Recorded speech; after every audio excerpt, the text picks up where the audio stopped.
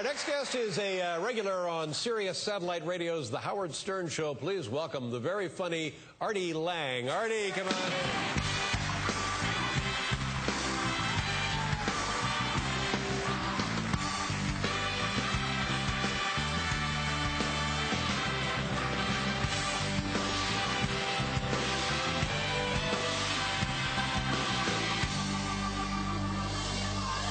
Happy New Year. Hey. Welcome back, show. How It's you great doing? to be here. It's electric. Paris Hilton is here. Sure, yeah, it's nice. It really is. And last time I was here, I followed Nicole Richie. Oh, is that right? Yeah. And it's weird. I figured out, do your guests have to total a certain amount of weight or something? Yes, that's right. You are ballast. I'm balancing it out? That's right. Yeah, no, but I was shy to meet her, and then she said she likes funny guys. Oh, yes. And I introduced myself to her, and I was a little charming, and I don't know, I think I got a shot at banging her, quite frankly. Hey, now, wait a minute. Hey, now, see, this is the kind of thing I was afraid Paul would pull. Not at all. Are you kidding? You love chicks like that. They say they like funny guys, and then later on in the night, you're trying to be funny for them, and they're making out with Stavros Nitros. And you're like, God, he must be hilarious. Now, how are you with your weight? You don't look bad to me, are you? I'm a little heavy now. Yeah, I've gained a lot of weight over the past year. Well, what is it like when you're out walking around and people say? Well, I had a telltale sign that I gained a lot of weight. Really? This was a wake-up call. You know, New York, we somehow lived through the big Rosie O'Donnell-Donald Trump feud. We're a resilient city, and we got through it. Sure. And during the big O'Donnell-Trump feud, I'm walking down Fifth Avenue, minding my own business, and a beautiful girl comes up to me and says, listen, I am so on your side in this feud. Trump is a jerk. Whoa. Wow. Weird.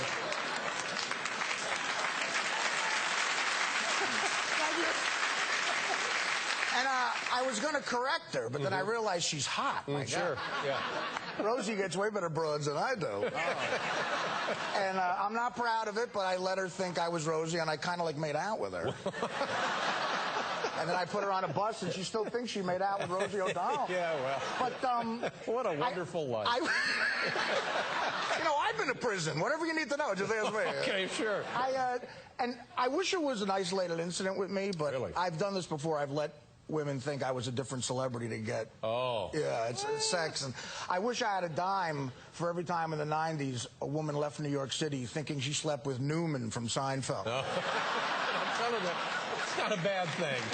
I mean, it's a win-win, really, when you look at it. You know, I was fine, and she got to meet a big star. That's right. And as they approach me, I make them go, hello, Newman.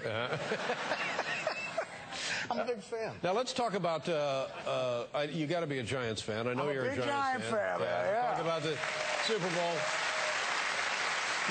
Now, when there's a big game like this, do you wager? Or are you one of those guys that likes to bet? I have a bad gambling problem. Oh no. You're not in show business for 15 years and dressed like this without a bad gambling problem. I'm sorry to hear that. I was making $35 grand a week on a sitcom, Dave. I'm wearing the same cargo pants I wore at a Rush concert in 1981. But the Giants in the 80s and 70s, sports fans in New York will remember this, they were hard to bet on because if you listen to the game on the radio, they had, I know you're a fan of big old-time like announcers for local sports. Right. The Giants had this guy, Jim Gordon, older guy. But by the time I was listening to him, he was way older, and I heard he might, you know, throw a few back sometimes before a game. And what happened is he'd get on the radio, and he'd always make mistakes on the radio. So if you had a bet on the game, you didn't know what the hell was going on. You'd have a big bet on the game, and Jim Gordon would say something like this. This is a typical Jim Gordon moment. He'd go, Sims drops back, looking for a receiver. He's going way deep, long, long, way down for Baker, baby. Touchdown, Giants! No, he dropped it. Oh, man. You know, with gambling, you lose in gambling, you get that physical pain. Like, I'm out getting Christmas trees with my uncle, you know. Got double my net worth on the game. And Jim Gordon's like, Mega takes the ball at his own 32. He breaks a tackle. He's across midfield, 45-40, 35-30. He's got one man to beat the kicker. He's by the kicker. He'll score. No, he stepped out at the 5. stepped out at the 5. Well. So that means he didn't score at all. He's on the 5. No, he stepped out at the 5. Oh, my goodness. One time years ago, I had $500 to my name.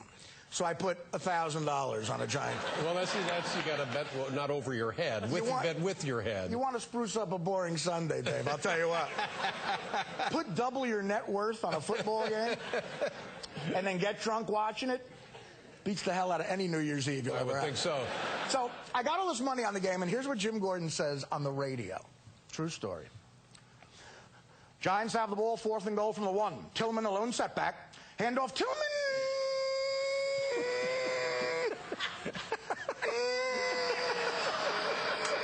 Maybe. He's in. Wait, no, I can't see it. Now word from Toyota.